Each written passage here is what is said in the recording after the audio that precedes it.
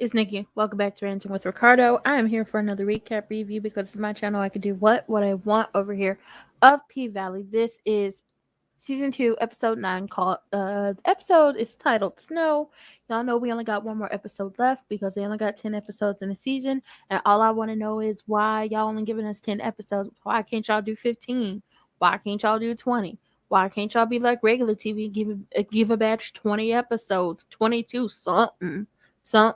Like the story just getting good, and then I don't like when you leave me off on a cliffhanger. This episode was left as a to be continued, and when they do to be continued, nothing can be good from it. So hi, hello, welcome back. If you're new to the channel, please like, comment, subscribe, turn your post notifications on, and share me with your people. If you're not new to the channel, still like, comment, subscribe, turn your post notifications on, and share me with your people, because you may not like me, but somebody out there does. If you want to follow me on social media, you want to buy my Elder B Damn merch, you want to do business with me, you want to buy my lip gloss, or you want to bless me with a little something because you know I got bills, everything can be found where? In the description box down below and scrolling across the screen. I started to feel burnt out, and I got some good advice from my internet family, and I took 2 days. Took 2 days to myself. This is now Sunday. Y'all know I got to at least come to you with the regularly scheduled programming because you know this is regularly scheduled. But I was still starting to feel burnt out. Got some good advice from my internet family and said to take 2 days for myself.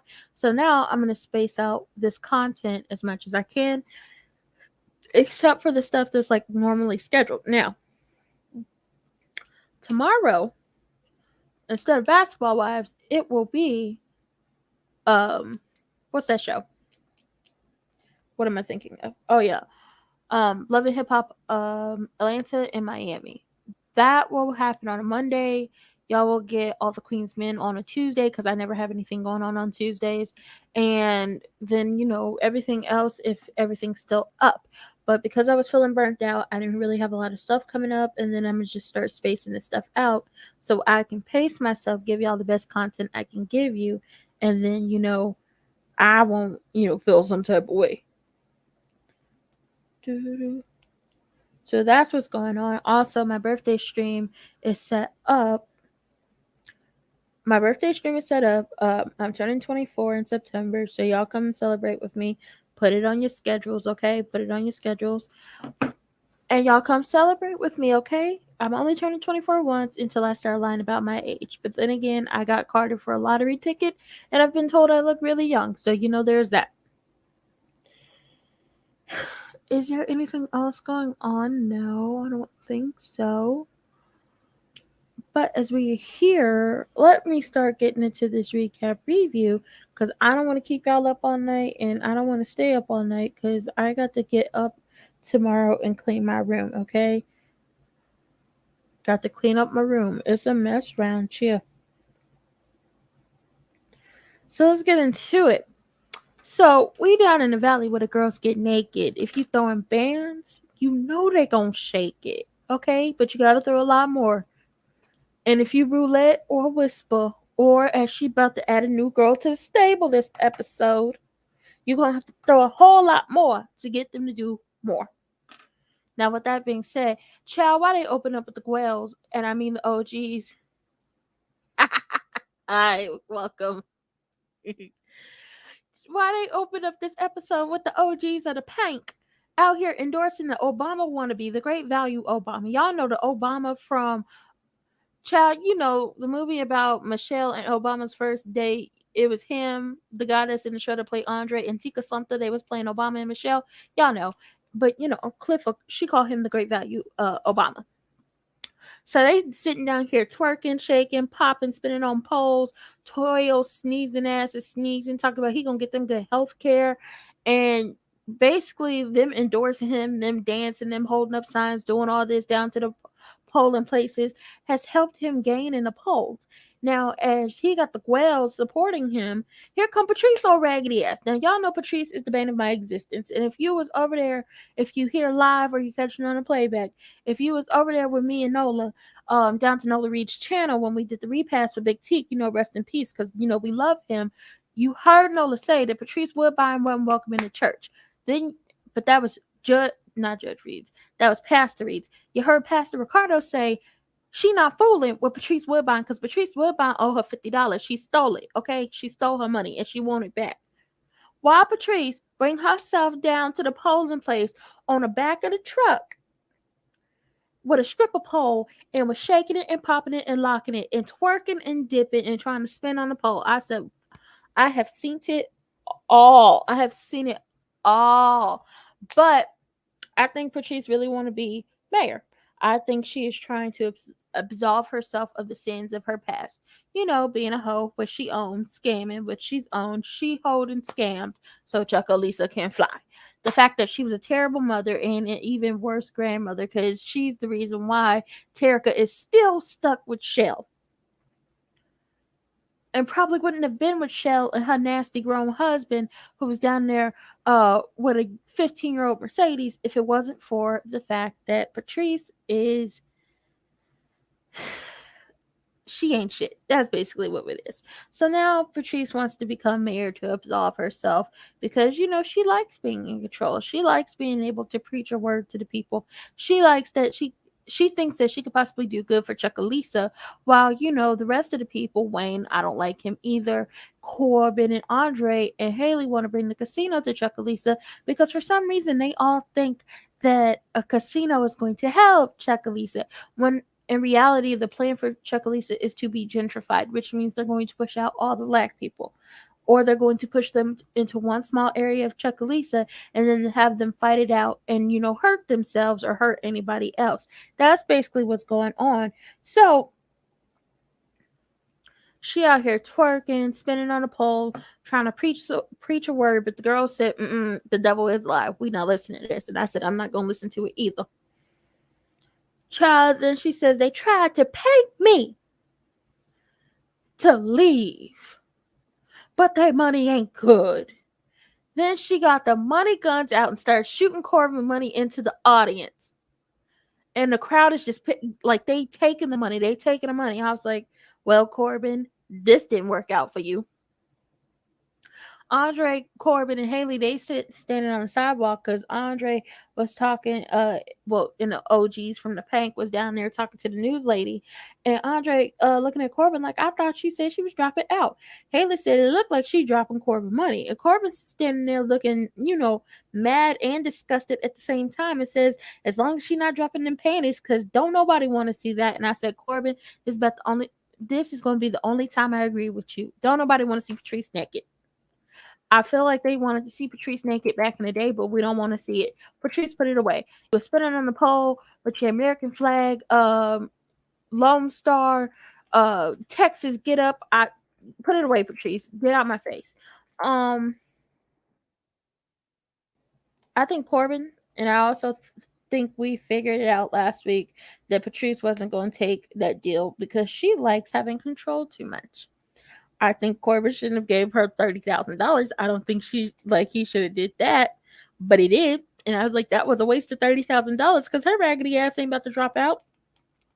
And Haley and it looked like Haley and Corbin are getting along in this moment because she is helping with the, you know, the election. So we see grandmother Ernestine. She is in the hospital. The news is playing, telling us it was $30,000 going into the crowd. She started hallucinating. It's a nurse in a hazmat suit trying to give her water, or a doctor. I'm not sure which one it was. But as the doctor/nurse is trying to give her water, she's hallucinating, thinking is Beulah. That, for the people who don't know, Beulah is Uncle Clifford's mama. That is grandmother Ernestine's daughter.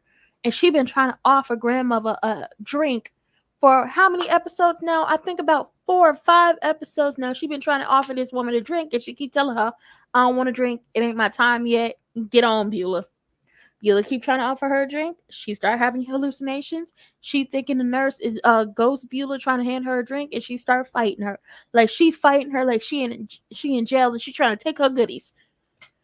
She ended up ripping the hazmat suit and everything off the nurse/doctor. She's like, I was just trying to give her a drink. And I was like, girl, we know, but To her, you is Beulah trying to take her out to this world and send her on the glory with Big Teak and Tupac and Biggie and them, and she ain't trying to go yet.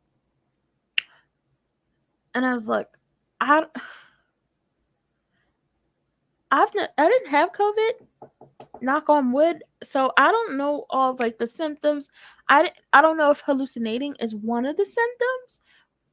Y'all let me know if it is, because if so, then all the symptoms, she's having all of it.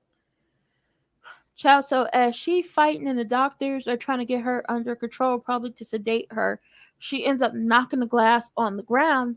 And as the glass in the hospital hits the ground with the water falling out and breaks, we get a scene of we get to the next scene. So we just like eased us into the next scene, which I loved because it was just like, oh, that was just so that was real smooth.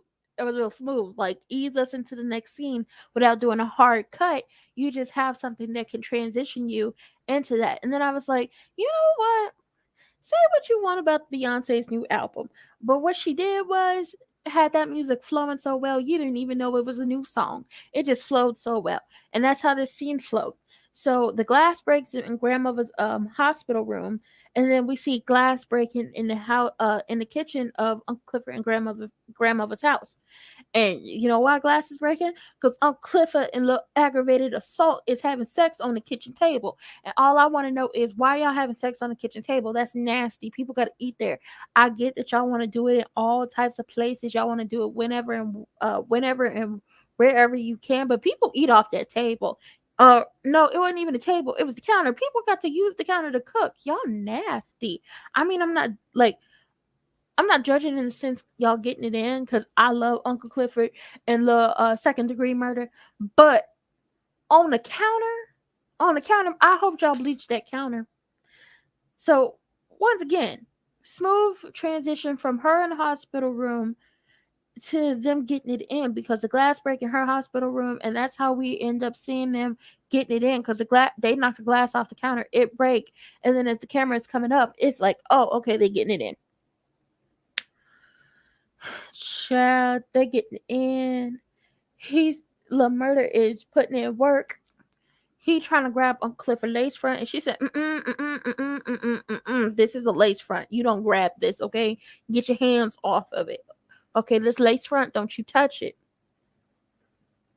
So the phone rings. They trying to get disconnected. I'm talking about Uncle Clifford, little executioner trying to get disconnected because it was super quick. The phone ring, but it's somebody talking about spraying something for a skunk, and it's just like, a skunk? I don't like this. And on Clifford, she started to get sad. She like, I shouldn't even be having sex with my grandmother in the hospital, and ready to say, she'd want you to have some sausage. And I was like, oh, it's a double entendre. I feel like it's a double entendre. Like, there's breakfast sausage and then the sausage. Especially because grandmother told you when that man stopped by to let you know that he was sorry and he understood while you stopped talking to him and threw his ass out your club and everything like that. And was watching you from the door and really apologizing to your soul because he could see you, but you didn't think he could see you. She told you after he left that Amazon just dropped you some dick off here, okay? Now grandmother love her some little aggravated assault.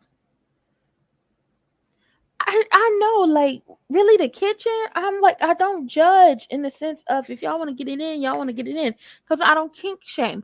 But the kitchen, people eat there. Ugh. People gotta I hope y'all bleach, disinfected, throw some holy water on it. Florida water, whatever you got to do, sage it, smudge it, whatever you got to do, because that ain't it.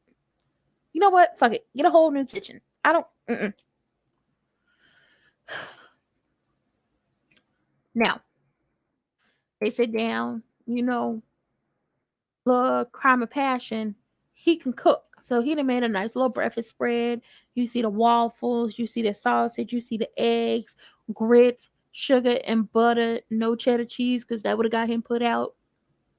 Eat grits the way you want to eat grits. I could take it butter and sugar. I could take it, salt and pepper. I could take it with the, butter, salt, pepper, and the cheese. I could take it any way I want to, okay?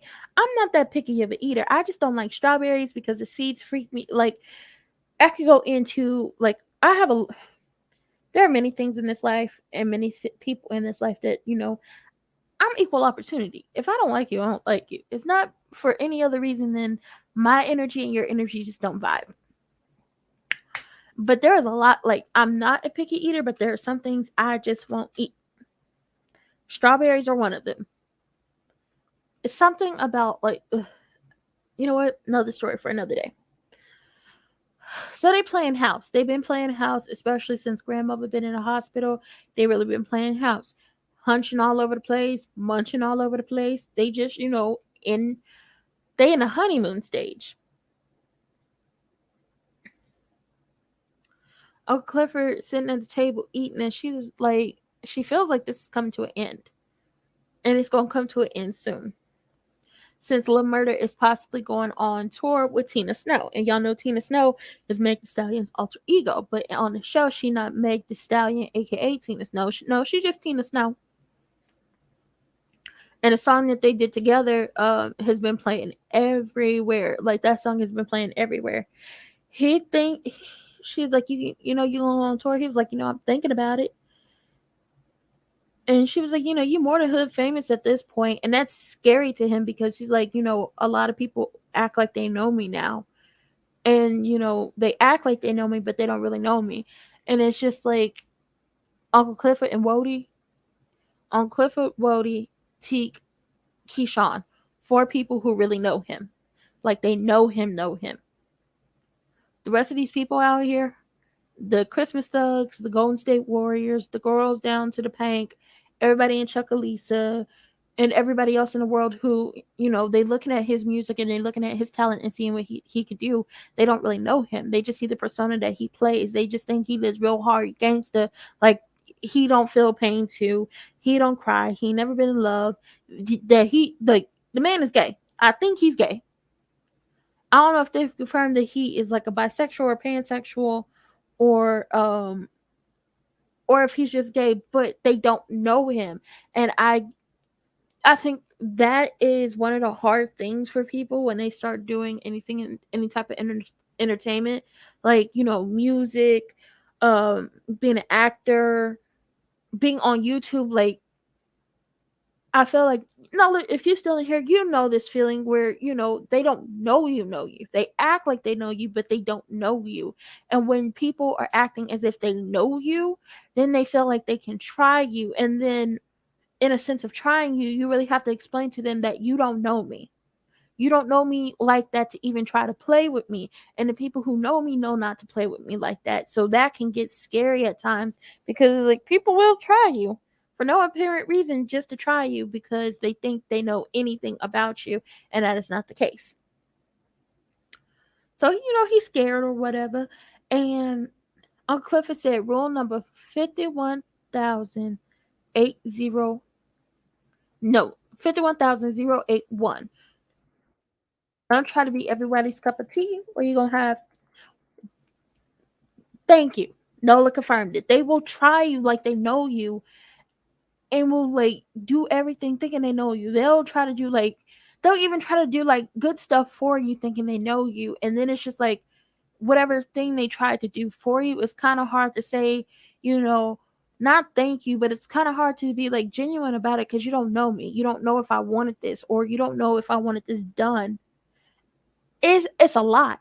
It's a lot that comes with this. It's a lot for the people who will, sit up here and do music, sit up here and learn lines, get on the camera and act their asses off. It's a lot to get up on any type of social media platform. Like I said earlier, I started to feel burnt out, and then I call them my internet family because that's basically what they are, my internet family, even though we have yet to meet in person. Like, they family to me. Had tell me, you got to take time for yourself.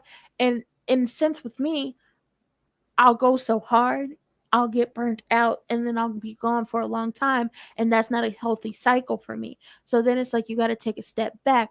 But then it's just like that worry in your head, and I feel like that's for everybody. If you take a step back from a lot of this stuff and you're gone for a minute, you feel like this sense of being forgotten, or the sense of, will they, come back and watch me, or listen to, like, for him, will they listen to my music, or will they, watch my show, or they watch my movie. It's a lot to do this, and it takes a toll on people. And I appreciated Uncle Clifford's new rule: don't try to be everybody's cup of tea, or you won't have any for yourself. And I feel like it's just like, don't give too much of yourself to everybody.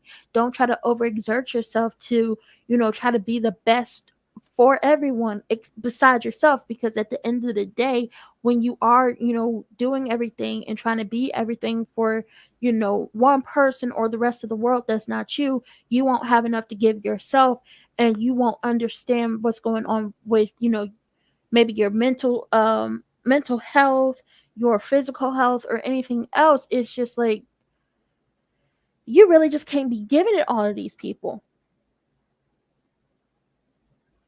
Yeah, will they be here when I come back, or will I have to start over? It's just like, for us here on YouTube, who are either really starting out, or who have been here for a long time, or who have just gotten into it, that is a scary thing.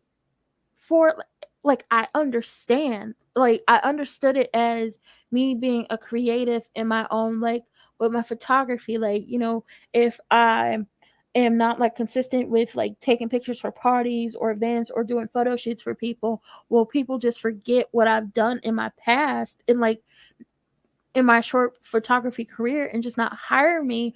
Or do I need to be just taking random pictures of everything and posting them and hoping somebody will see it and want to work with me? Or do I need to completely start over and rebrand? Like, this is a scary business, and it's not it's especially scary when you have talent and you love to do it, and you just hope other people will love to see you do it too, but you don't want to give too much of yourself at the end of the day, because once again, you give too much of yourself, and you just giving everything you have, and you putting your heart and soul into it, you won't have anything to give yourself, and then you be burnt out and just be like, I ain't got no more to give you, and I really don't care, what y'all got to say, because if I don't have no more to give you, then I can get up here and try to do it, because it won't be worth it. It won't mean anything. And I appreciate this conversation, because I don't know if people will look deep into it, or, start that conversation. But you see a lot of people, especially, and I mean, like, really big people in the world, start to give too much of themselves, and then will start having mental breakdowns, and people not understanding why. And it's just like, because they want to give you everything. They want to, you know, be in the group chats with y'all on social media. They want to do meet and greets with y'all. They want to perform their hearts out. They want to do everything they can to make sure that they give themselves to you. And then one day they wake up and realize they ain't got nothing else to give to themselves. And then it's like really hard when people don't go to therapy to do that work, because then they try to look internally and there's nothing there.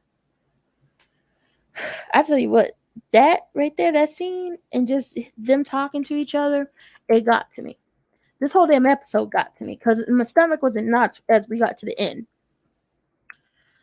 Now, Murder says, maybe it is time for me to move on. But his whole thing is, even though it is really time for him to move on and get out of Chuck Lisa, especially after last episode, he don't want to leave Uncle Clifford. And she tells him, you should go. Don't worry about me. I knew this wasn't forever. And I don't know if she means she knew that, they weren't going to last, because he probably wouldn't have come out the closet. Or if she understood that he has a great talent, and she would want him to share that with the world and not stay here. But in her head, she knew it wasn't forever. And I was like, you have those people in the world who know their situation isn't forever. So they try to love you as much. They try to love you as hard and as much as they can while you are in their lives, because a piece of you is better. Like, those memories and having just a little piece of you is better in their minds than not having you at all. yes, this episode had my chest tight, and I'm gonna get on Pico baby mama as we get to the end and Maine. Because come on now, Maine, damn. And she was like, I need to also get used to being on my own, especially with grandmother being in the hospital. And Uncle Clifford basically feel like grandmother's gonna die. And I'm like, why you don't be putting that negative energy out into the world? Listen, the tongue is like the words you speak are powerful. So if you're putting that out into the world, it might happen. I learned, like, I already knew that, but it reiterated to me today when I was scrolling through TikTok, where this guy came across my For You page, and he was like, you never understand how the words you speak are very powerful, especially like if you tell yourself, I'm gonna fail this test, I'm gonna fail this test, I'm gonna fail this test. And then when you fail the test, even if you've studied and you know the material, you basically psyched yourself up to fail. And now that you've failed, it's just like you have no one else to blame but yourself, because those were the words you were speaking out. Not that this is like the same that she should blame herself if grandmother possibly passes away. It's just like you can't speak this negativity in the world. You still have to be positive to her last, like, until she takes her last breath. Now, Uncle Clifford is also sad because she wants to be there for grandmother while she's in the hospital. She wants to be able to hold her hand, but y'all know vid restrictions won't allow her to be up in there. And she really sad and she's down about it because grandmother is her heart. She is besides the Pank. And at this point, we don't even know what's going to happen because this was a to be continued episode. We only have one more episode left. We don't know what's going to happen to the Pank. And other than grandmother, the house they have, the car and memories, grandmother is the only thing that is truly, like, physically here left of Uncle Clifford's mother and their family and their ancestors, and the fact that that woman probably helped or basically raised on top of what his mother did, raised him. Those two women raised him, and one is already gone, and he can't lose this one. So she is going through it. It's got a real sad, it's got a real down. And Murder says, fire, flood, the fire and the floods haven't gotten grandmother. So the Rona won't. And I was like, I'm praying that it don't take grandmother. Okay. Clifford says she doesn't want him to no. She said Uncle Clifford says, if grandmother passes away, I want you to rap at the funeral. And I was like, that would be cool because grandmother Ernestine love her some love homicide. She love that man. She do. And then Uncle Clifford get up, she dropping low, she eating the sausage real seductively.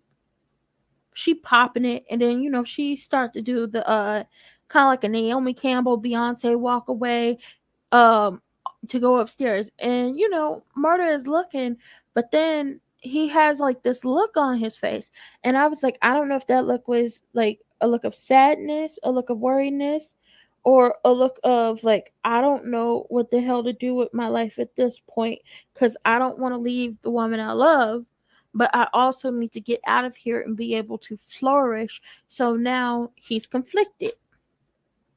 On top of the fact that he still ain't talked about what happened with Big T King, got no help, and he let that Draco sang when it came to Pico. And let's be clear, we don't fuck with Pico over here on this channel. Child episode, like no, this episode had my chest tight. It had my chest tight, okay? Had my stomach all up in knots. Now down to the Pank, Keyshawn and Haley up in the back room. Keyshawn asking Haley, you really sleep here? And Haley said, how else is a rich bitch supposed to stay rich by paying no rent? And I'm like, girl, you're not even rich right now. You not. You ain't really got no money left, but okay, go off, Miss Girl, I guess. So they talking about the plan. The kids, Jaden and Regal is with her sister. She gonna pick them up really early in the morning. The passports are ready. The bus/plane tickets were bought in cash. They ready to go. Everything's ready to go. Derek finally got a fucking job. This raggedy, big head, greasy haired, like to put hands on people, women and children, won't fight a real man. Batch finally got a job. I said, now what? How that happen? Somebody put in a good word for him. His people allow it to happen. I'm Confucia. How'd it happen? How'd it happen? How he get a job? But thank God he got a job, and his job has him working late in the midnight hours. Okay, late in the midnight hours. So she got everything packed, and after tonight at the Pank when they perform for the grand reopening, she leaving. She gonna take them kids and run. And I was like, hallelujah, thank you, Jesus. Finally, Keyshawn gonna get away from him. Finally. She asked Haley, how did you know Chuckalisa would be your home? And Haley says, it isn't my home. And she'll know by tomorrow because we find out that, time moves like a lot differently for them in P Valley. So they will know by tomorrow when the votes are all tallied and everybody is done voting and everything. They'll know if who became mayor. And based off of who becomes mayor, she'll know if she's become a really rich bitch who can leave or a really dumb bitch who has to stay because now she broke and ain't got no money. Shauna's worried about Uncle Clifford, and Haley's like, don't worry about her, worry about yourself, worry about getting the hell up out of here. And I'm like, in a sense, I'm happy that, Keyshawn still cares about Uncle Clifford, even though they basically kicked her ass out the family. But in the other sense, I'm like, you can't really worry about that because in this moment, you need to worry about yourself so you get the hell up out of here. And like I said, Haley and all them think the casino was going to be good for Chuckalisa and will be good and will bring good. But y'all keep forgetting that the whole plan for the casino and everything to come with it is to basically gentrify Chuckalisa and push all the black people out. Black people, if there's any like Latinx people down there, any Asian people, it's to push all the people who don't look like snow possums up out of Chuckalisa. So y'all think the casino is good financially, like for the financials, but in retrospect is not good for the people who really live in Chuckalisa and who really come down there to work and have to work their asses off to just get by because it's where they gonna go after y'all push them out. That's the question.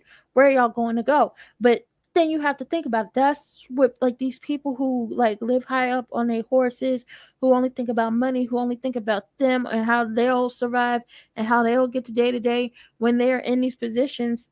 They don't think about these people. I can't. Now, Keyshawn asked, Haley, where you going? Because Haley said she'll know by tomorrow if she's a really rich bitch and can leave or a really dumb bitch and can stay. And she only asked her to check to see if she follows her own rules, and she does, because she ain't telling nothing. Now, Keyshawn goes to the kitchen, fill up her water bottle. And in the kitchen, Diamond is cooking chicken. And at first, she was going to leave, but he was like, I fill up your water bottle. So he filling up her water bottle. They having a little moment. She talking about how her necklace works, and it's just that the big bad wolf swallowed the key, and now her hair is long enough to escape. So she's mixing the fairy tales up in the sense of trying to tell her story. It's no longer the Cinderella story because he's not Prince Charming.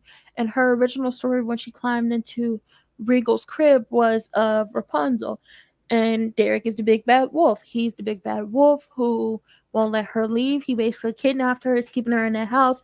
He didn't swallow the key. He trying not to let her go nowhere. But as Rapunzel, she now has the longest hair. She now has the confidence in herself to let that long ass hair down, that 30-inch bust down, whatever you want to call it, and leave. So yeah, for her the necklace does work, even though Diamond was like, I don't want it, it don't work. She kept it. It's been working for her ever since. Not in the sense of she can fight back, but she finally got a plan to get the hell up out of Chuckalisa and with her kids to get away from the crazy man. So once again, they having a moment. And then we hear the bell ring. It's Big Bone. She was like, damn it. She may be, are you done with the wings? Because she may be thirsty, but I'm hungry. And I was like, girl, don't you start with us. Big Bone, a lot of people feel like you can't act. Miracle Watch, very beautiful woman, okay? Very beautiful. And then it should say something. Like, I don't know if y'all noticed, but Big Bone and Keyshawn both have pink hair. The difference is Keyshawn's is like a little her pink is really light. It's like a really soft pink. It's like real soft. And y'all know Keyshawn, she doesn't dance hard. She's not like she doesn't really dance hard. She's a real soft dancer in the way she, moves, and she's not really doing these hard moves. She's just like a pretty princess. And I was like, she has this soft pink hair. And then you look at Big Bone, who has like this bright neon pink, real harsh on the eyes hair. It's not even neon pink. It's a real hot, almost neon pink, and it's harsh. And it's just like the comparisons between them. Like there's almost like an innocent quality about Keyshawn in the sense of you look at her with this light pink hair and you feel like she needs to be saved, and feel like you need to take care of her, and you feel the need to just want to do all these things for her. But then you have Big Bone, who with her pink hair, it's just like she don't need nobody to save her. She wants to fall in love. She wants to be loved, but she don't need nobody to save her, and she's on a mission at all times. So I don't know. Maybe it's just me and my thoughts on the situation. So we get to the rehearsal. Child, that rehearsal don't go good. Sadie's can't, like, her arm ain't up to par. Her arm ain't up to par. It is not going good to her. And her and Roulette get into it. They felt like the girls feel like she's a safety hazard at this point, and she is, because her arm isn't up to par. She doesn't want to be the base for Keyshawn. Sadie's is losing it. So the girls start fighting. Then Haley puts her 2 cents in it, and then Sadie's goes off, because it's just like, really, even though Sadie should have took the time to heal and get all that stuff done, but how are you really going to be able to talk about the situation of killing somebody when you can't tell nobody you killed somebody but the people who were in the room and help hide the body, especially because you don't want nobody to know you killed somebody. You can't really talk about it. COVID is happening. Her shoulder is jacked up. She blames Haley. She's like, it's your fault my arm is messed up. It's your fault I went in that room that night. And technically speaking, when you really want to think about it, 2 people went in the room, a third joined. One of the people threatened to kill the third person who joined the room and told this other person who entered the room with them first, go get my money or she gonna die. Then, as the second person that entered the room comes back in with the first person's money, a fourth person enters the room and they get the fighting. And then eventually, all we hear is gunshots. Gunshots go through the door and blood pooling under the door. And Diamond just looking around like, who I got to hurt. We never knew who pulled the trigger. And then we get to the season and find out Mercedes did it. And the only reason why Mercedes went into the Paradise Room was to save Haley. And at the end of the day, that ends up fucking her up in the end. And she was playing Captain Save-A-Ho. So in a sense, yes, Haley, it is your fault, because while you did save the Pank, hallelujah, thank you, Jesus, you were still trying to sell it from Uncle Clifford. You brought all your drama to the Pank. They had enough issues going on. You brought your drama down to the Pank. And ultimately, it looked like at the end, Diamond might be the one to pay the price for it. Possibly Keyshawn gonna be the one to pay the price for it. And Sadie's is definitely paying the price for it with her fucked up shoulder and the fact that she can't get over the fact that she killed somebody. But I mean, it was either killed or be killed up in that bitch. And, Sadie's, you made the right choice. And Haley was like, you need to stop playing the blame game. And it's just like, ma'am, she could play the blame game in the sense of her shoulder wouldn't be messed up without you, had you not brought all your drama to the Pank. And had you just left that night and never looked back.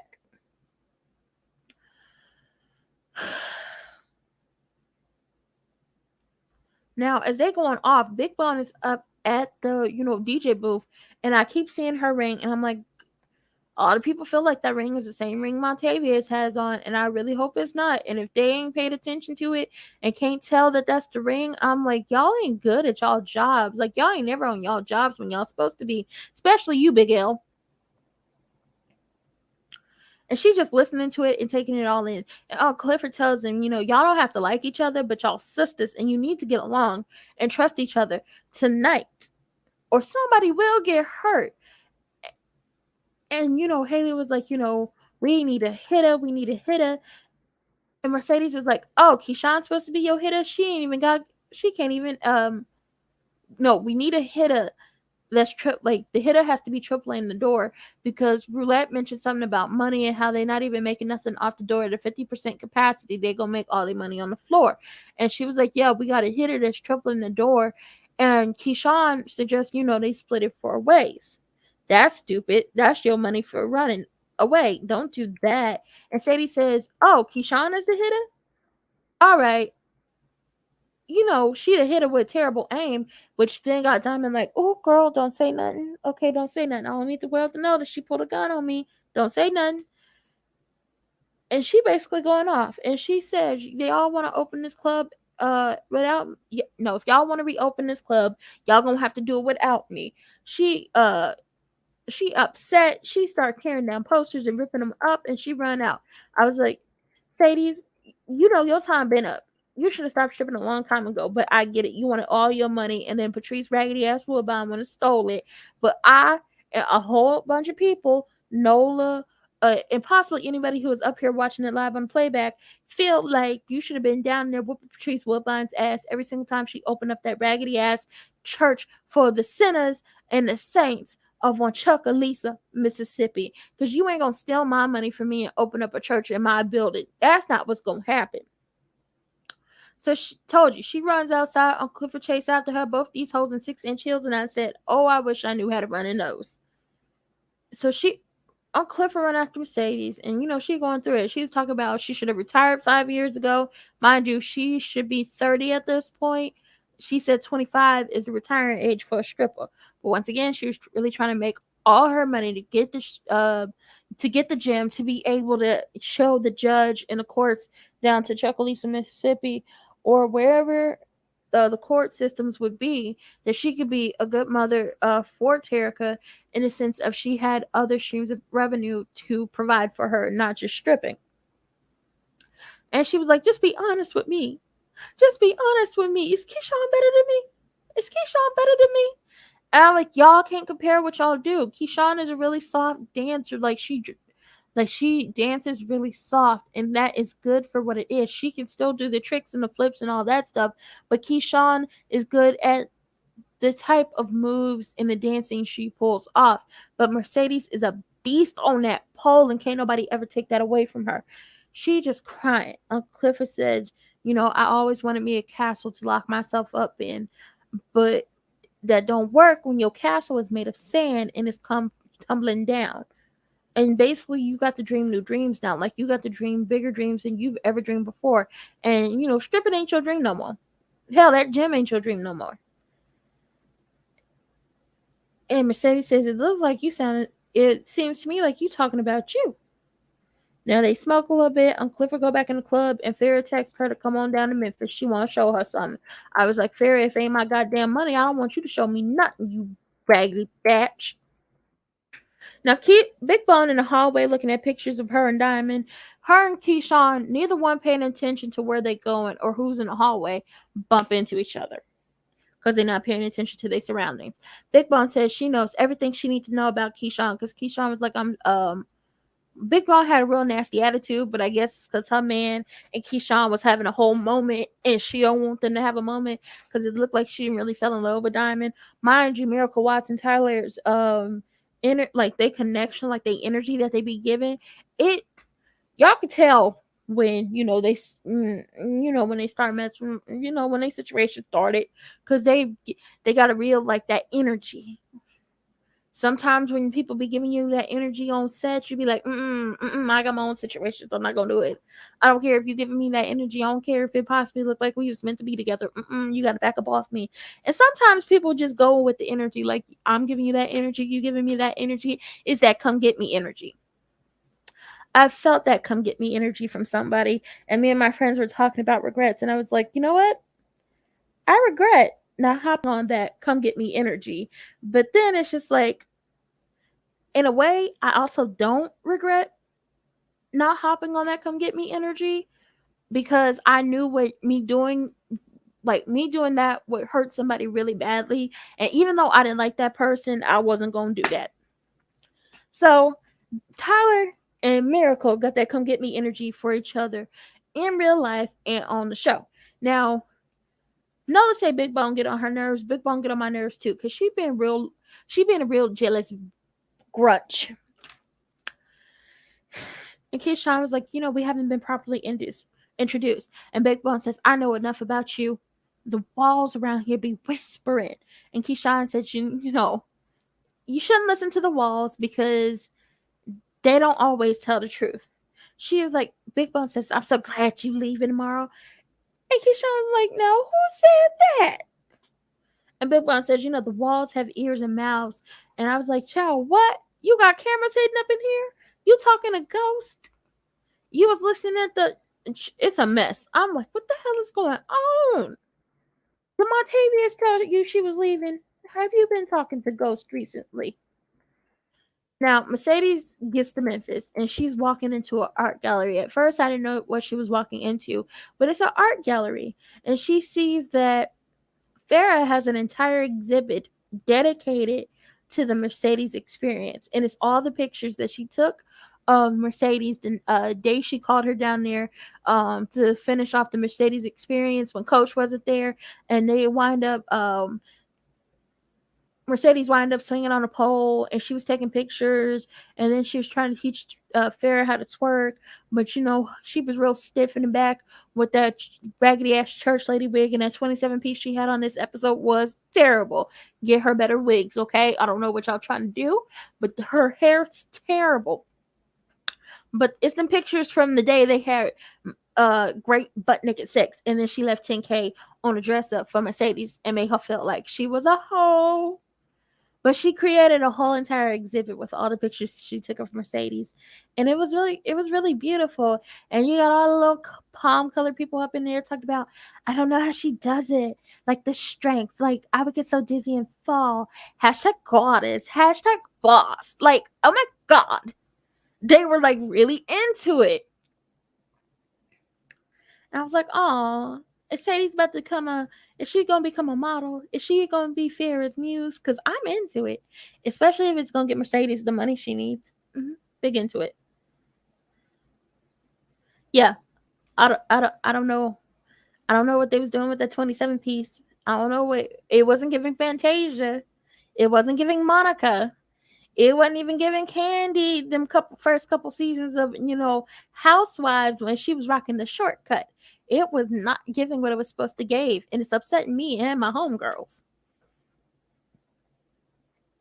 So she starts to walk around. She's looking at the different pictures, and she's looking at this one picture where she's up on a pole, and I'm trying to describe it in a way you see like her tattoo is really prominent. And I believe all the tattoos that Mercedes have are actually Brandy, who plays her, Brandy Evans, real tattoos. Mind you, shout out to Brandy. She just performed with Tiana Taylor, okay? Down to Tiana's last tour. Yeah, she was down there performing with Tiana Taylor. And Nico, who plays Uncle Clifford, and Jay Alphonse, who plays Lil Murder, they was down there supporting her too. Shout out to Brandy. But the picture is she kind of like she's bending backwards on the pole, and she's using her hands and her legs to hold her up. But it was like, I'm looking at it, I was like, the strength to have to pull off that move and hold it long enough for somebody to take a beautiful ass picture like that, respect. So Farrah walked up to her, she's looking at the pictures. She talks about art and the beautifulness of it, and how when people are looking at something, especially art, they always take away something. Like, they always take something away from it, and it can be different. It can be so different every time you look at it. Like, you may think one thing when you look at a photo, and then when you go back and look at it, it might be something different. Just like these TV shows and these movies and anything else that people do, this is their art. This is them putting their creativity into something. And when you look at it initially, you might pick up this one thing. Well, when you go back and look at it all over like 11,000 times, you may be picking up different things. And then, like, if you a YouTuber like me and Nola and anybody else who gets up here and talks about these shows, you then want to share it with people to see if people actually can see where you're coming from, or you might pick up something different. And I was like, well, damn, Farrah, damn, Katori, damn, the writers, like, and not in like, damn, y'all. I'm like, damn, y'all are really just out here giving a word and making people think this season, ain't you? Damn. But you're talking about like the beautifulness of art and how people take away different things from it. And Farrah tells her, I didn't want that night to end the way it did, but I am glad for it because her and Grandpa Coach, and that's what I'm calling him because I miss the old coach. The old coach would have been down with Farrah and Mercedes getting it on, and he would have probably wanted to join and take pictures and videos too. He wanted to what is it? What did Maya say on Girlfriends? Videotape the sex. Like Grandpa Coach was not having it, talking about bumping foxes, and I said bumping foxes. I ain't never heard that. But Farrah and Grandpa Coach is divorced, and I said hallelujah. Now I hope Farrah get a better wig because that 27 piece ain't given. And Mercedes talks about how, she never thought she would get back on the pole when she's looking at the pictures. And Farrah's like, huh? And she was like, well, if you like looking at the picture, you would never you would never know that she was shifting all of her weight to her weaker side. And that's like, we all have a weaker side. So my left side is my weaker side because I'm a right-handed person, and my right hand, my right leg, my right side is the dominant side. So when you have to switch the weight to your left side, I understand, like, your weaker side. I understood that when I twisted my entire foot and it was my right foot, and I had stepped with my right foot first. I couldn't walk. So now I'm using my left side, which is the weaker side, to like, I'm really dependent on it. So you never would have, like, we understood that her arm was messed up, and a lot of us never understood how she was able to like really be out here dancing down to the penthouse that Coach gave her, because that was her damn penthouse, and I want her to get it back, and doing all of that if her arm, like her shoulder, is messed up. And she talked about her shoulder being messed up, and she said, I switched it to my weaker side. You wouldn't have been able to tell, but that's what she did. And then they start talking again. And Farrah's like, would you ever fuck me again? She says, no, that was business, not pleasure. Okay, because Farrah gave her a look, and she was like, okay, maybe just a little bit of pleasure. I said, Farrah, you can't fool me. You've been pimping hoes since I don't know when. You and Grandpa Coach was right. You've been bumping foxes, but not with Mercedes. Just not with Mercedes. You've been with a lot of women, haven't you, Farrah? You can tell us. It's a safe place over here. We don't judge. Now, Farrah said she wishes they could still talking about like everything that's been going on with Mercedes and then her and the coach. And she says, she wishes they could all turn their weaknesses into strength. And she walks away, and Mercedes sits down and looks at the picture with a look of, I say, hopefulness and sadness. But then I got, Mercedes has a new sense of self. Like, she has like a new sense of self, and she's understanding something else about herself, and I appreciated that. Shout out to Farrah. We still want our $40,000. I'm talking like it's my $40,000, but we want our $40,000, Farrah. You and your raggedy ass 27 piece. It looked like a 26 piece. It was coming up in the back. Child, Haley in the back of Haley is in the back with the new house mother looking at the floss, and she said, this is old as hell. So she give her some money, says, go down to the Rainbow and scrounge up some new stuff. And the new house mother said, you ain't said nothing but a word. So she gone. Now Haley about to like walk out, and a rush of sickness washes over her. She runs, she throw up, and Whisper pops up and asks her, is she ready for some twins? I said, well, god damn it. You got pregnant. You pregnant, ain't you? Bitch, you was down there drinking moonshine with him. How are you pregnant and drinking moonshine? Oh my god. But Whisper ain't never wrong. So, she pregnant. She pregnant out here, y'all. What y'all feel about that? Haley being pregnant. Y'all think that's gonna make her sit her ass down and chuck Lisa? Child, I don't know. It's the grand reopening, and they already had a 50% capacity. Now, Lauren Hawkins, and I'm like, why the hell is she here? Why didn't y'all get a picture up for her? Oh, I guess because she did health inspector. She feel like she need to, be down here looking at the line and making sure ain't nobody all up and through here. Okay, she down there getting yelling, and they booing her and yelling back at her. Uncle Clifford said, "Listen, I'll let you in for free, and I'll even let you have Big L if you let us bump it up to 75% capacity." And she ends up taking the deal because she want to spend her stimmy. She love the paint. She love all the paint got to offer. Now Uncle Clifford comes to the back telling them, wipe your coochies and get back on the floor. I said, not wipe your coochies. Can they, do they got like I don't know, do they got some like water and some soap? Not just like wipe it. Like you gotta clean around it and everything. Like I know it's a self-cleaning organism, but you still got to clean around it, okay? The good stuff, not the bad stuff, okay? It make sure. I'm like, wipe your cooch. I guess wipe the sweat, I guess. And Toyo sneezing and coughing ass bad guts, having self. She up in there. She start coughing. Child, Uncle Clifford go clean the off, cussing Toy out, telling Toy to get the hell out, telling Toy you're fired. And she like, what I do? You got grandmother Ernestine sick. How's she doing? She dying. Going off on Toy. Finally, get Toy by the arm and dragging her out. And then has I forgot if it's Brazil extra extra or peanut butter. One of them is like, throw me your bag. Get the bag, throw it at Toy, and tell her, don't ever bring yourself around here ever again. Then Jupiter cough. Now Jupiter's cough wasn't a COVID cough. Jupiter, when you laughing or you talking and you swallow your spit wrong and then you start choking, that's what Jupiter cough was. Clifford not having it with these hoes. She not having it. She not about to do it. She sick of y'all. Y'all up in here coughing, sneezing, bad stomachs, all that. No ma'am. Ain't no damn allergies. No. One of y'all got the vid and we ain't about to do this. Uncle. Oh, so the new house mother shows on Clifford because all the girls then either ran away somewhere else in the locker room or ran out to the floor.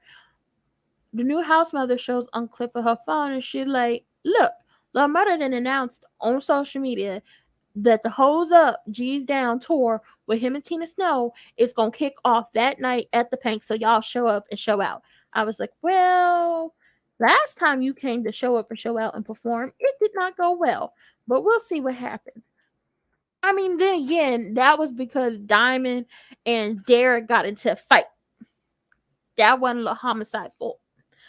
So then we see Tina Snow and her all white with the bling. She glistening like she an angel, but she really about that life.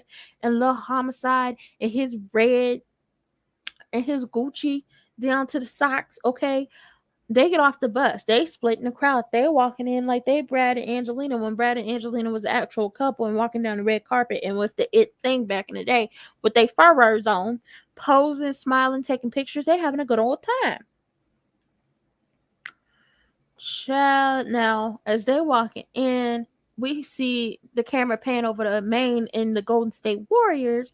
Maine looking at Murder like he gonna do something to him. And one of the Golden State Warriors said, he didn't even claim it. And Maine said, don't mean he didn't do it. And I was like, Lord help us all. This is about to be some BS. And let's be clear on something.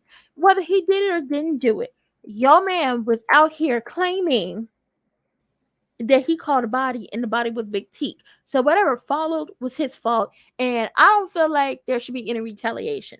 That's just my thoughts. But then again, I'm not in a gang. I'm not about that life. I don't ever want to be about that life because I'm too cute for jail and way too cute to be in somebody's funeral home. No ma'am. Too cute for the morgue and too cute for jail. So I was never about that life, won't be about that life.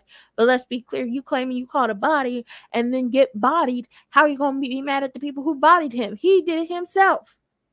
He set himself up for failure. So Tina and Murder and the whole entourage, they coming in. They end up going to the locker room area. Uncle Clifford and Murder flirting. And Uncle Clifford's like, you better stop before somebody come and see you before you get your sucked. And Murder's like, you better stop before you get your sucked. I was like, oh, y'all nasty. Like, I don't judge, but okay, I see you. Now, as they flirting, Tina come out and she was like, "Oh, you the pimp," talking to Uncle Clifford. And Uncle Clifford like, "I'm not a pimp," but the legend of Uncle Clifford has spread all over, and so has the legend of Big La Murder, or as Tina Snow call him, Big Murder. Now, Tina Snow just flirting with Uncle Clifford, man, right in front of her face, and she getting jealous by the second. She talked about, we gotta rehearse, so we go out here and perform. She's still flirting with that man. She got him driving the boat. Oh, Clifford get jealous and snatch the bottle. Talk about, okay, I see y'all driving the boat. Okay. Now, the house mother, I forgot her name, come out and says, a customer waiting for you. She was mad, okay? She was mad. I was like, how you go? I mean, I'd be mad too. Somebody flirting with my man. But then again, yo man, y'all ain't out in the public yet. Hey, so Deb, welcome. So the house mother come out and it's like, Clifford, you got a customer in the paradise room waiting on you. Now, see who this customer and why they calling for Uncle Clifford is our question. Who looking for Uncle Clifford? It better not be that boy down to the skating ring. We don't need these problems up in here, okay? We ain't had enough drama for the night. We don't need no more. Or so we thought. And then Uncle Cliff about to go to the paradise room, and Lil Murder like, when you start taking customers in the paradise room, now he jealous. He jealous. He mad too. I'm like, what? Oh, y'all see, all this jealousy could stop if y'all just say who y'all are to each other, to the public. But then again, I get it. Ain't nobody really trying to be out yet. And then you got to keep up a persona. But I would feel like you want to get ahead of this before or they try to out you. Just saying. Just saying. Clifford was like, when you like to know, winked at him and, kept on walking. Now, child, roulette come through Versace down to the socks. New earrings. You go ahead and check yourself, okay? We not a couple like that. Like, we a couple, but we still in the honeymoon stage, and we ain't in the public like that. Now, roulette come Versace down to the, I can't say socks because she in heels, but Versace from head to toe. Bag, skirt, purse, shirt, necklace, all that. She come in, Toy sitting out there crying with Whisper, talk about how she then got fired.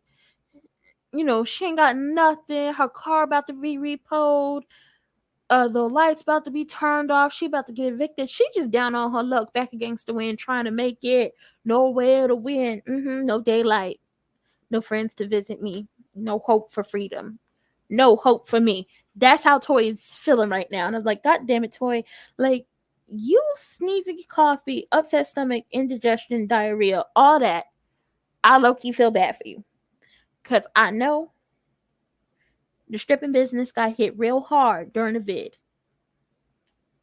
Listen, Roulette made me love her last episode where she made that man suck the pistol. Okay, I'm loving her. I'm not loving her hoish ways because you didn't turn the pank into a hoe house.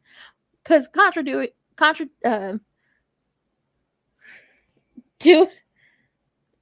do like I can't even say the word, but do like what? Even though the public believes that there are hoes in their house, ain't no hoes in their house. And Roulette, you done got some hoes in this house.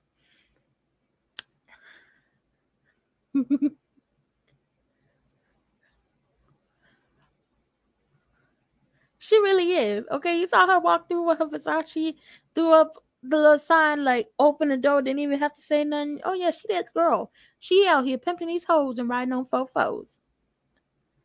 Child, Toy just crying. So Whisper do a nod over there to Roulette, and Roulette hands Toy a thick ass stack of money. And Toy's like, thank you. I'll pay you back. And Roulette says, no, this your pay. And she like, is this for what I think it is? And she's scared. And Whisper says, Roulette took care of me, so she'll take care of you. And now Roulette about to be pimping Whisper and Toy. She about to get out the whole game. She ain't even got to hoe herself no more. She got these two hoes. I was like, you know what? She take care of them. She probably make sure they eat, they work out, They got food, they got lights, they got cars, they got everything. She take care of them, they make the money. She get her cut, they get her cut, and we all happy at the end of the day.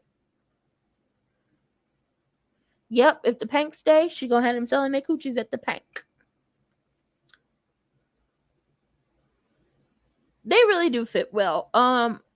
I really hope, because I think somebody on Twitter said that this upcoming week is when you will see some of these shows start to get if some of these shows will get renewed, like the summer shows. And I really hope that P Valley gets a third season. I want them to get a third season. I need a third season, because I feel like this finale they're gonna give us next Sunday is gonna have me like, woo. Listen, Roulette then got the girls hoeing down to the Pank. They gonna be selling coochie, and they gonna be slurping and slobbing knobs. I don't judge. I don't kink shame. I go up for the sex workers as long as it's something you wanted to do and you wasn't forced into it. And if you was forced into it, I will try to see if a way to, get some resources out there to help y'all get out of that situation. That's if you didn't choose that life, okay? That's if the whole life chose you and you didn't choose it. We need a third season. I'm saying it. We need a third season. I'm speaking into the universe. We need a third season universe of P Valley. Like, there is one show I know that can go. It is Love and Marriage Huntsville. We can keep P Valley, but they got to go. We want a third season. Child, y'all can't see me because we're only gonna leave us shocked to watch you boycott Starz. I mean, ugh.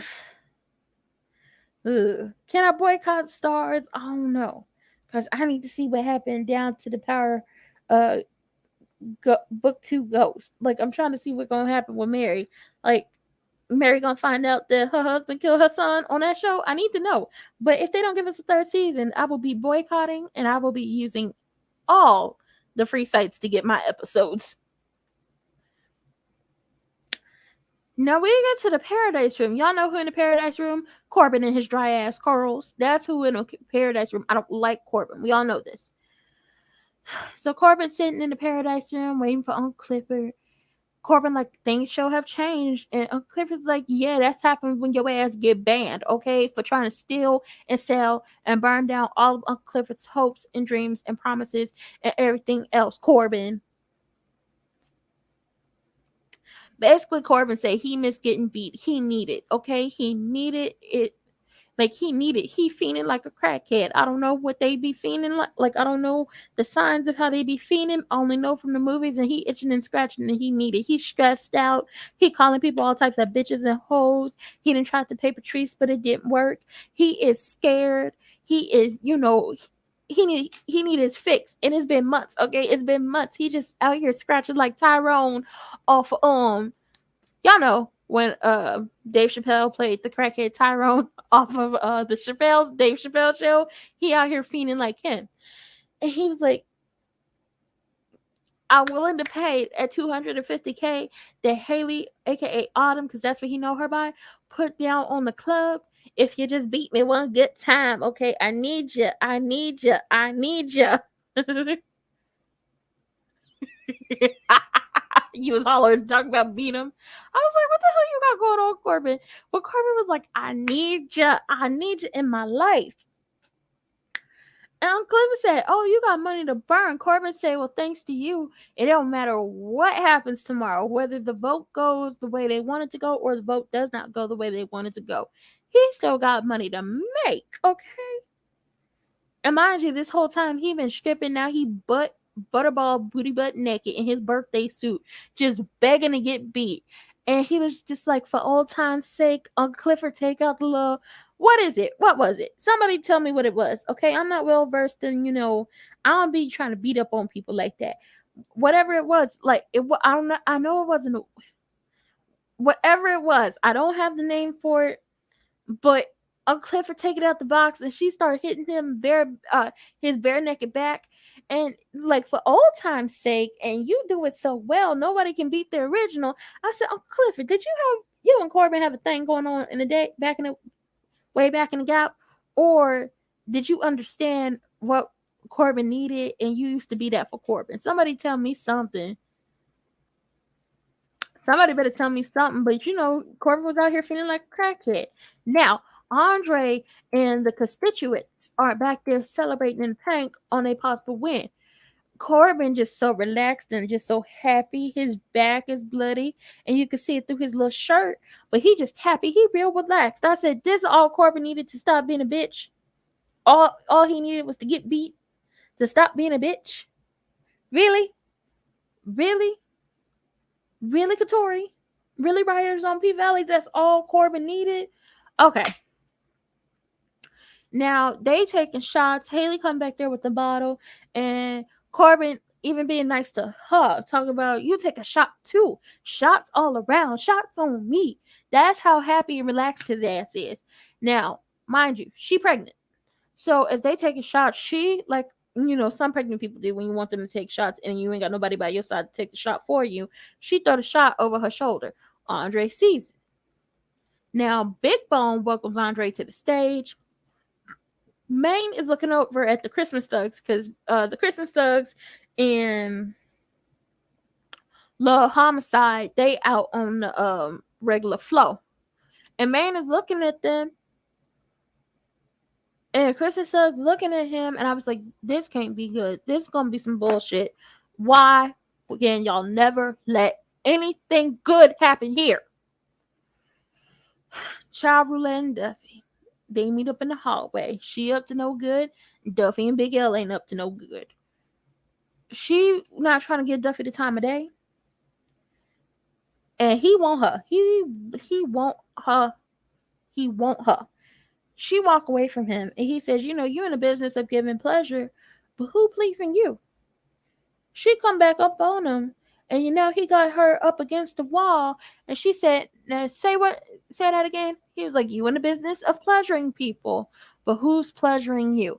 Then he touching and feeling all over her body, and she like, well, if you're gonna do it, do it. And then he slipped his the hands going, out. His hands go in her bottoms, and he give her what it looked like one of the best orgasms of her life with only his fingers. I said, now that right there is a powerful bitch. Duffy's some powerful. You got it's power in your fingers, and I could see why Gidget was going off when you didn't lie and said you wasn't coming that last time. I can see now. I can see this with your fingers. Oh,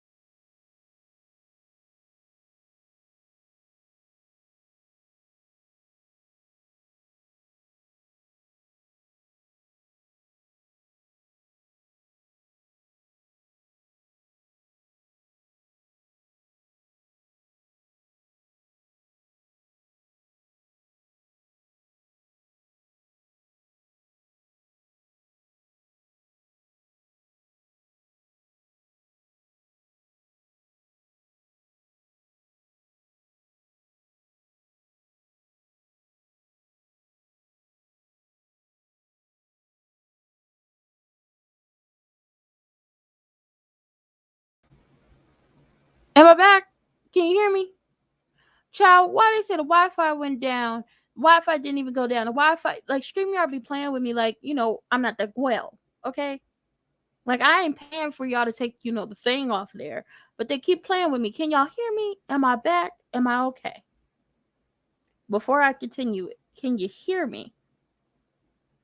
Because I got kicked. And they said my bars was low. I just want to make sure I'm back in full effect so I can continue.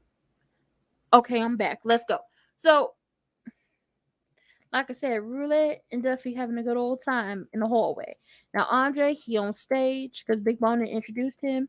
He giving the "We the People" of Chuckalisa speech. He do a little twerk and says, shots on him tonight. And then the girls hit the stage. He get off stage. He go backstage with Haley, and she's like, you gonna wake up tomorrow with the crown on your head. Are you ready for it? She says, the crown always goes to the people who deserve it. And I feel like she means the crown always goes to the people with the best intentions. Child, why is the Wi-Fi doing this to me? Okay, come on with the bars. Come on, quit playing with me. It always goes to the people with the best intentions. That's what she said. That's what she said. I'm going to try to speed this up because they keep playing with me like they trying to take me up out of here. And I'm trying to give y'all my best, okay?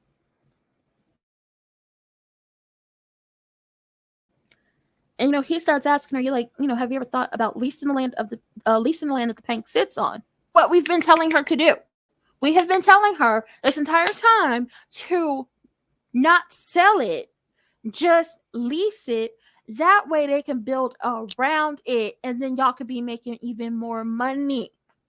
We've been saying that. No, haven't I been saying that? I think I've been saying that to the people who gonna catch this on the playback, to the people here live.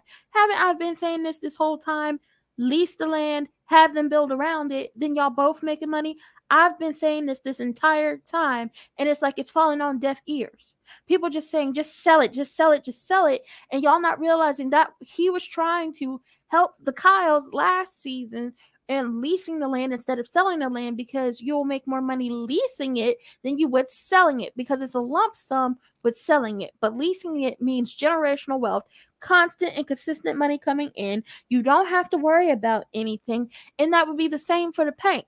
Constant and consistent money coming in for Uncle Clifford and Haley and the girls, because you got these men and these women who gonna come down to the casino to have fun, probably gonna win some money, and then they go blow it at the bank. Very easy, very simple thing to do. But no, nobody's. Why y'all wait to episode 9 to talk about her leasing it? Oh my god, I hate. These people are so stressful. So stressful. So stressful. And she's like, well, that means I have to stay. And he's like, you ever thought about staying? Laying your, like, and burying your bag of bones? Like, because she never actually stays in one place. It's probably the longest she's, well, other than Texas with Montavious and Baby Autumn, that's probably the longest time she stayed somewhere. But this is the second longest. And mind you, he's now feeling on her. He don't know she pregnant. She knows she pregnant. Whisper knows she pregnant. Whisper and already told her and us that she gonna have twins. Thank you. This could be the setup for the next season. She's now leasing the land. We could have a slew of new girls. We could see maybe some of the OGs come back. Like Gidget could pop up here and there. Sadie's can pop up here and there. She could be trying to teach the girl. Like I done told Sadie so many times. Use the gym as a way to train them girls to like be up to par to dance in the pank, and then you can make your money that way. Yes, twins. Whisper came to her while she was in the bathroom throwing up. After she like throwed up and she wiping her mouth, she was like, I hope you're ready for twins. I said, not twins. Lord, have mercy. So he feeling on her and everything. He trying to kiss her. And she was like, the future mayor can't be caught kissing his mistress. I'm like, when is him and his wife going to get a divorce? Because she was down there slobbing another man's knob, butt naked, both of them in their house and their bedroom. And all she was worried about this man wearing a mask. And then her family don't even like the man. So when y'all getting a divorce? Because he don't like you, you don't like him. And somebody pointed out that maybe with this whole Haley being pregnant situation, that the wife may have fertility issues because they ain't got no damn kids and they've been married for a good time. Or maybe it's just because she didn't want kids, with her career and everything. So she was like, let's go somewhere more private. I need to tell you something, which I thought she was going to tell him she's pregnant. Now, Clifford come on stage and she's introducing everybody, do a little twirl, do a little pop and drop it, okay? And then the girls come on stage and they get the performing. Then Tina Snow comes out and she giving a show. And Keyshawn, she just pulling out all her best. She's giving her best. She is putting on a fucking show. And Maine is standing behind Mercedes. And he says, Keyshawn is dancing like it's her last. And Sadie says, I think it is. And he asks, why aren't you... I'm going to talk about them recognizing that this is Keyshawn's last dance. And I feel like, honestly, this really is Keyshawn's last dance in the sense of, like, we've all been hoping and wishing and praying and cussing her out and cussing Derek out, really wanting her to get the hell away from that man. And we never really thought we never thought what her last dance at the Pank or her last dance ever would be like. And we are seeing it, and she is giving it her all, because at this point it's make it or break it. It's do or die. Like, she has to give it her all because she needs every bit and piece of that money to run. And I'm glad Mercedes recognized that this is her last dance, and instead of being upset, like, she didn't... When I say she found a new sense of self looking at herself in the Mercedes experience exhibit that Farrah had set up for those pictures, I really think she did find a new sense of self, because she was not like originally she wasn't going to show up. She wasn't going to dance. She wasn't going to show up, but she ends up showing up. And then she's looking at Keisha, like, no, Maine asked her, why aren't you and your floss up there? And she was like, sometimes people want to sit back and be blessed by some art. And I loved it. It's just like, I don't have to be up there all the time. I don't have to be dancing. I don't have to go hard all the time. I don't even have to be soft. Sometimes I could just sit back and appreciate and enjoy the show. Like, all y'all be sitting back and enjoying the show. But I can enjoy the show the way I understand that what I do is art and what she's doing is art. Now, Keyshawn looks into the crowd. She sees Mercedes watching her, and Mercedes sees Keyshawn watching her. And Mercedes gives her a knowing look, and then Keyshawn gives her a knowing look, and then Keyshawn gets back to dancing. Then Murder hit the stage. He started performing. He winked at Uncle Clifford. Then he continued performing. I was like, oh my God, this is gonna go off without a hitch. Oh my God. Oh, we're not gonna have another murder night. And then these raggedy ass Golden State Warriors and these musty ass Christmas thugs start arguing because one of the Christmas thugs don't know how to shut up when it's needed. Talking about, you hear that? He talking about a Draco, and that's why got. I'm like, we didn't need this right now. We really didn't. He one of the people that when you all on tour, you leave his ass here. Don't talk to him. Don't do nothing. Don't send him no money. He one of them people you got to leave behind because his ass talk too much. So then these bastards start fighting. They're causing issues, busting tables, busting glasses over people's heads. Now the girl's got to run off stage, but Keyshawn's stuck in the middle because she was up on the pole as like all this really started happening, and she couldn't get down fast enough to run up. So she's stuck in the middle. She got tunnel vision. She just like trying to protect her face, and she like almost in a fetal position, but not laying down. They on stage fighting. They on the ground fighting. Everybody ain't have to run because these motherfuckers fighting everywhere. Diamond ran up on stage with his gun because he got all his security people with him. He elbowing bitches out the way. He throwing bows. You got to get out the way. Come on. Now move. He go and get Keyshawn off the stage. And I was like, oh, thank God for Diamond. Because Miss Girl was going to get trampled. Okay, she was going to get pummeled.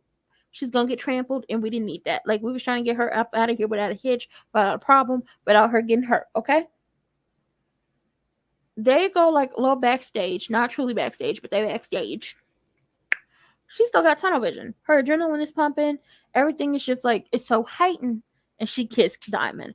And I was like, aw, so sweet. This is what we've been waiting on. If he didn't have a crazy-ass bitch with pink hair, and, you got that light pink, she got that hot-ass pink hair, ready to, that don't like you. So she kissing on him, he kissing back, even though he act like he ain't kissing. They was kissing each other, and he ends up pulling away. And she was like, Diamond, mind you, as the kiss is happening, there is a mirror. Why are mirrors like one of the big things this season? There is a mirror that is reflecting the kiss that is happening to Big Bone. Big Bone can see all this, and Big Bone just looked like her heart broke. She's crushed. Oh my god, what am I gonna do? God damn it. Y'all just be kissing people and getting caught up with a damn mirror. He pulls away, and even though that kiss was everything, he pull away, talk about I can't do this, and he leave. Now in the storeroom, Uncle Clifford's trying to keep Murder calm because he going off, and she don't want another night like Murder night. She's been said that. She has said this all season long.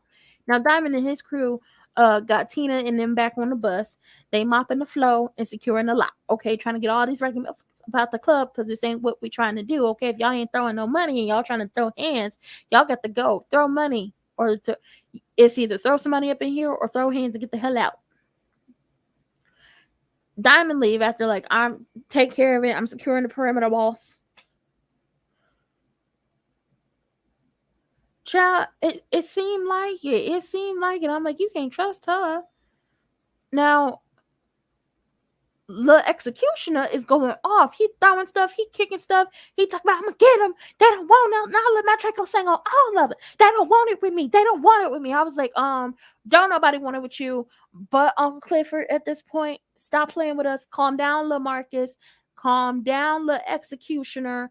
Calm down, little aggravated assault. Calm down, okay, Miss Girl. Calm down. It's too much. You're like really up here when you really need to be down here with it. Like you knew, like you carry it low. Stay low. You don't need to be like really. I'm gonna need you to keep it really light and fluffy, okay?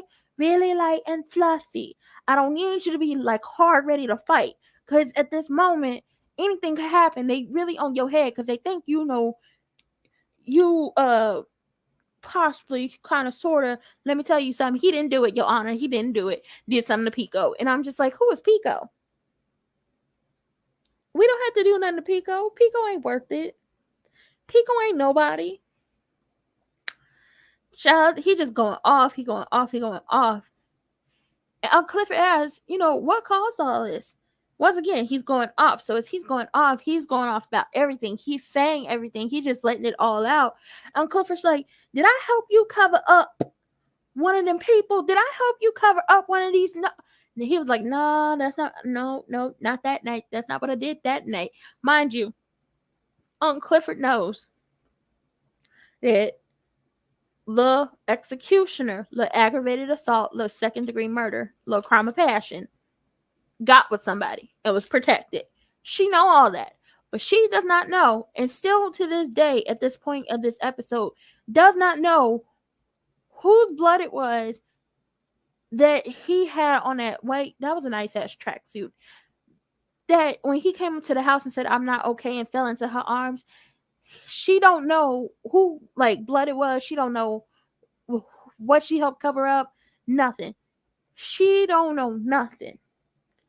And then Clifford's like, at this point, you don't need some security. You need to take, and you know what? Don't take Diamond Finance. You can't take Diamond on tour with you. But you need some security with all the heat that's coming your way. And the executioner says, I don't need no security. I'm my own security from this point on. Kicks a chair, breaks the legs off the chair, and, takes off. I'm like, where the hell are you going? Like, is there a door somewhere? You can get out of here somewhere? Okay. Now, Clifford ends up kicking a box. In a box is all the drugs that Duffy and Big L have been smuggling through the club. Child, now it's a problem with this. I was like, damn it, Big L and Duffy. I knew y'all ass was going to get caught sooner or later.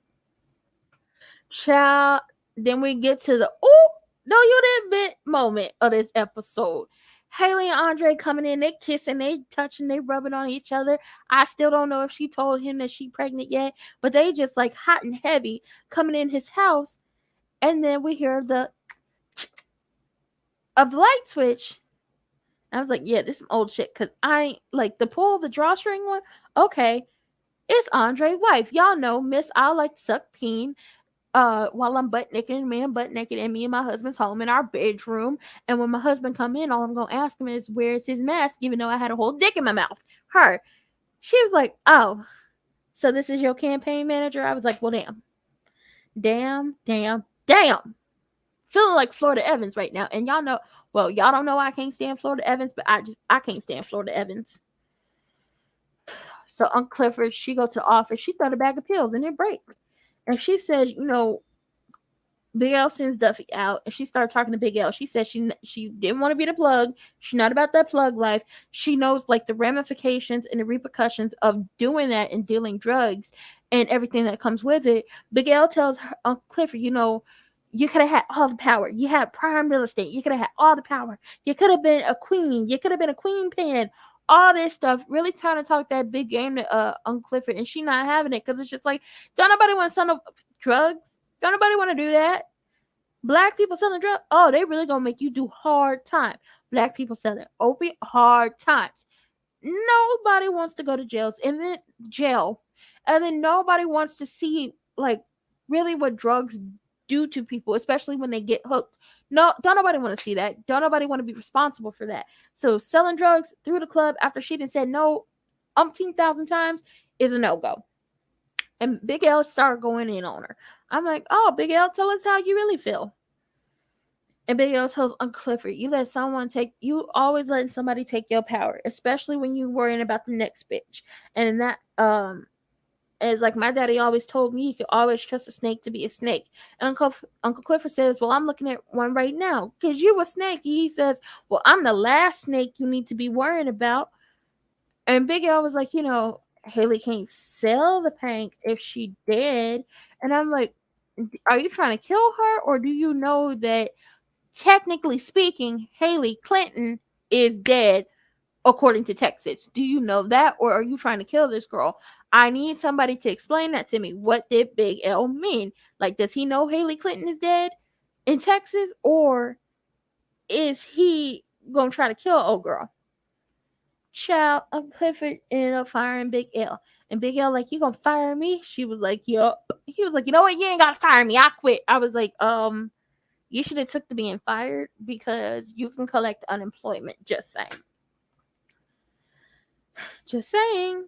So the hospital calls Uncle Clifford, and the music real somber. The music gets somber, and I was like, oh my God, now grandmother, tell me it ain't so, Lord. Katori and the writers, tell me it ain't so. Oh, I can't handle this. Not Ernestine. Damn you, Beulah. Damn. So then we get Murder. He in the Paradise Room listening to his new music. And then we get a call back to that first episode where he comes to the club and he pays to go into the Paradise Room with Mercedes because he wants her to listen to his music, because Mercedes, being the legend she is and being the OG, if the music is played and she could dance with it and catch the beat and ride the 808, then you have a hit on your hands. So we get a call back to that first season in the first episode where she told him that's law and she not dancing to it.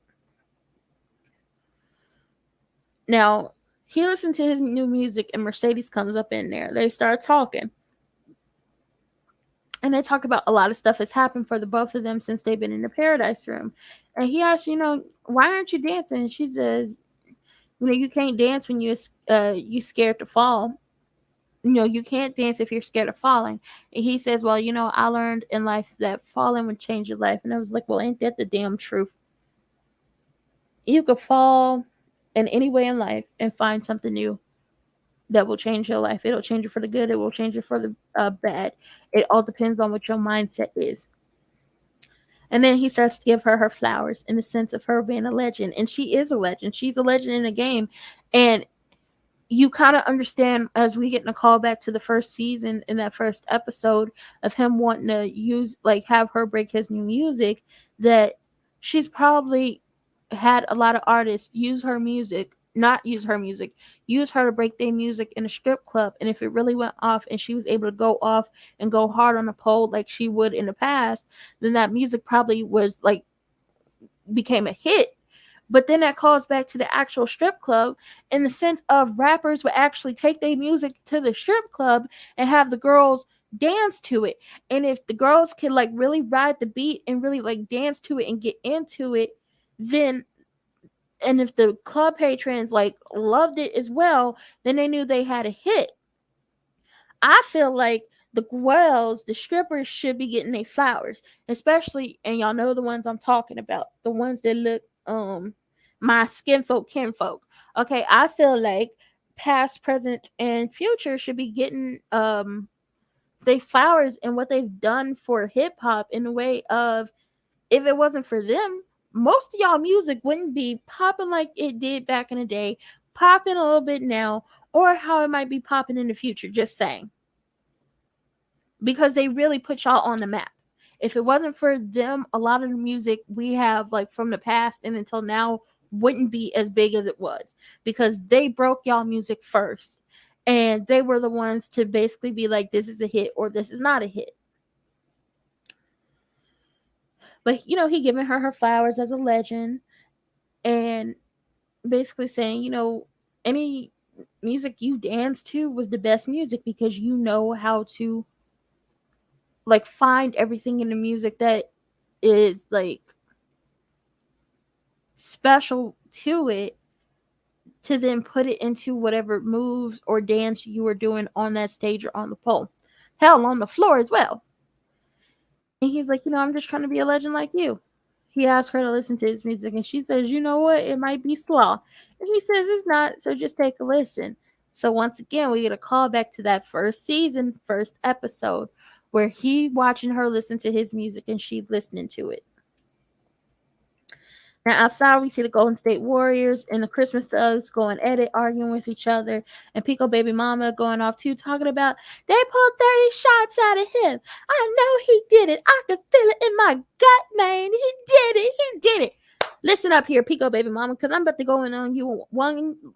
I'm about to go in on you, and you better not pop up no more. Let's be clear on something. Pico decided to claim a body that wasn't his.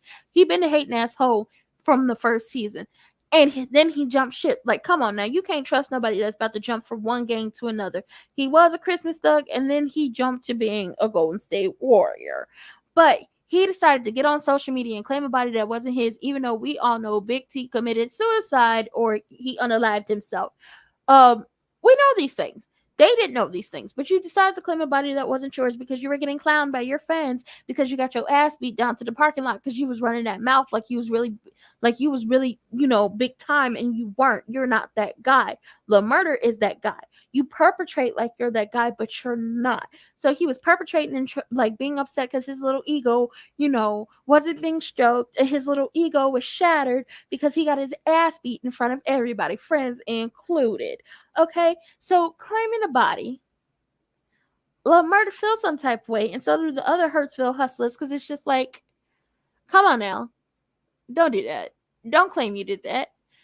And for Lil Murder, it was personal because you've been trying him like he was a soybean burger bitch from season 1. You got your ass beat down to that club in season 1. You got your ass beat in the first episode of them being on tour, and now you got to get got. So he got last episode because he wants to perpetrate like he's that guy, and he's not.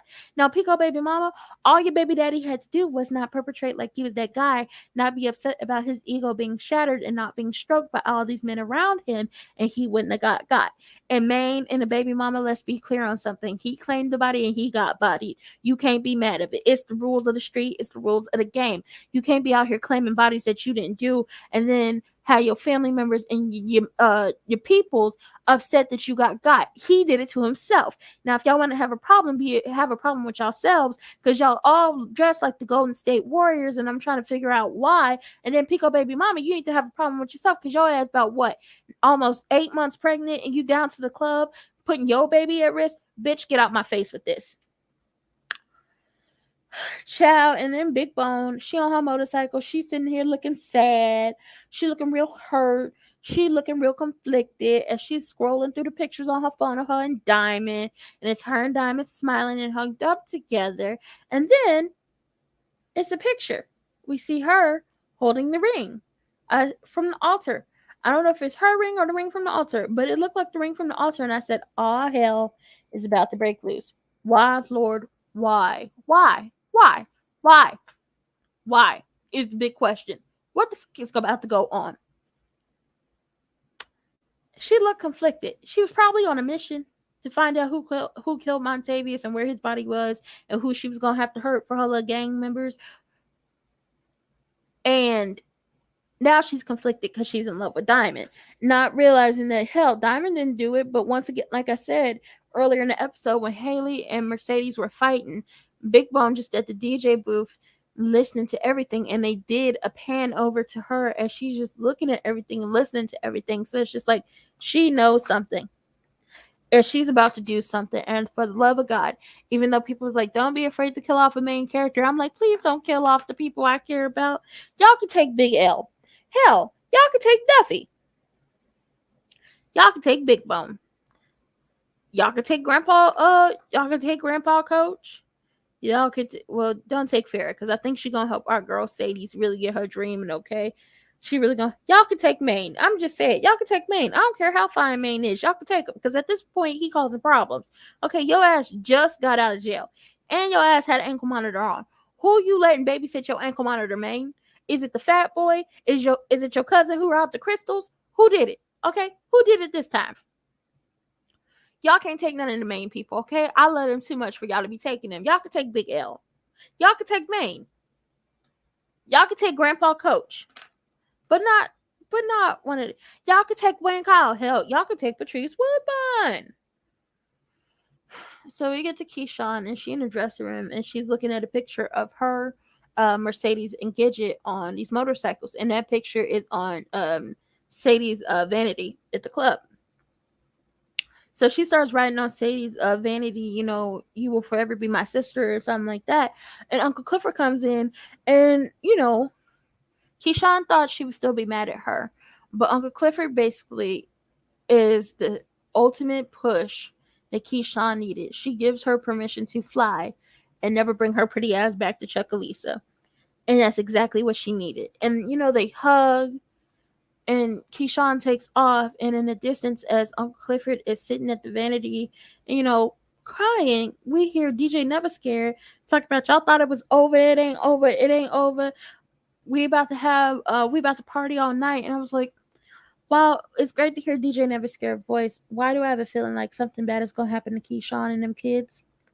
And I really hope nothing bad happens to Keyshawn and them kids, especially because the goodbye between Uncle Clifford and Keyshawn and the writing on the vanity felt so final to me. I hope nothing happens. Hell, I hope something happened to Derek and we get Keyshawn back and she don't have to run. That's all I'm saying. Like, I don't want Keyshawn to have to run, but I know I want Derek gone. I know that. But I was like, my stomach was in knots, because it's just like, what the hell is Big Bone gonna do? She got the ring, but Diamond did say if she took the ring, something bad was gonna happen to her. But I'm scared. How y'all feeling? Because this is a to be continued episode. This ain't even like, it wasn't even we'll see next week. We're gonna roll in like new parts of the story. No, this is a continued episode. It's a to be continued. And Brandy Evans and Nico said when they did an interview with the lip service that even if they didn't get a third season, they were really happy about how this season ended. And I was like, that's all cool and all, but we want a third season. I don't know what y'all talking about. But they want a third season, but it's just like, we want a third season.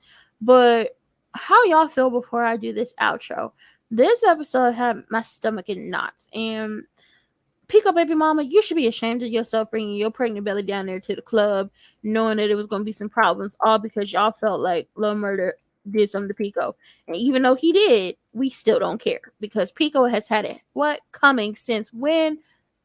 The first episode, when he was down there trying to touch on Haley, and we said, get the fuck off of her. Tell me how you feel. Tell me how you feel before I get up on out of here. And then be waiting up for everybody else. Well, go to sleep, wake up, and be up for everybody else to do their stuff. So as I'm waiting for anybody who is in here who wants to, give the final thoughts, I already gave my final thoughts on this. So I'm going to do this outro. If y'all have anything else to say, I will pull it up. That was it for this recap review. This is a to be continued episode. We will see next week is the last episode. I'm sad that it's ending. It gave all season.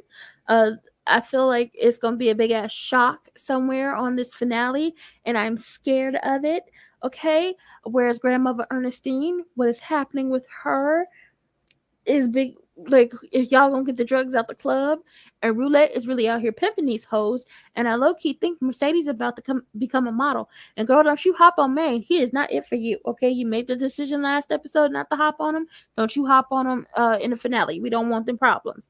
And get rid of Shell. Oh, I like to drink 2 cases of Moscato in a day ass. That was it. That was all for this recap review. If you're new here, like, comment, subscribe, turn your post notifications on, and share me with your people. If you're not new here and you don't like the content, still like, comment, subscribe, turn your post notifications on, and share me with your people, because you may not like me, but somebody out there does. If you want to follow me on social media, you want to do business with me, you want to buy my merch, you want to buy my lip gloss, or you want to bless your girl with listen because you know a bitch got bills, all that can be found in the description box down below and scrolling across the bottom of the screen. I said this earlier when I started this, and the people who are going to catch it on the playback will get it. And for the people who weren't here, I'm going to start spacing things out a lot, unless it's just like stuff that I would normally do on, this day. Like, this is something that I normally come to y'all with around this time, because I want to wait for everybody to like watch it and everything. So this is a normal time, and then I normally try to come to y'all with like the Real Housewives of Atlanta, maybe an hour or two after it ended. So those are like regularly scheduled things, but stuff like am I the a-hole? What else do I do? The before the season, like the new thing that the new series I'm starting, and then like before the premiere for like movies and everything, I'm gonna start spacing those out, because trying to go like do as many and like do one every single day of the week, it's like I was starting to feel burnout, and then my internet family gave me a good talk, and I took a lot away from it. So it's just like I want to give the best I can to y'all, and I don't want it to be too much at one day, and it is quality over quantity. So I'm going to start spacing all of that out.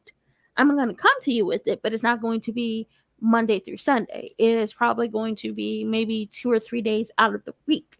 I'm going to shoot for 2, but we're just like having it longer. And then everything else will follow as is. Y'all know Real Housewives is later. Monday it is 2 cities, 2 nights, 2 cities, 1 night. Oh, one epic whole thing. So we're gonna see how they go down with the people of the, Love and Hip Hop.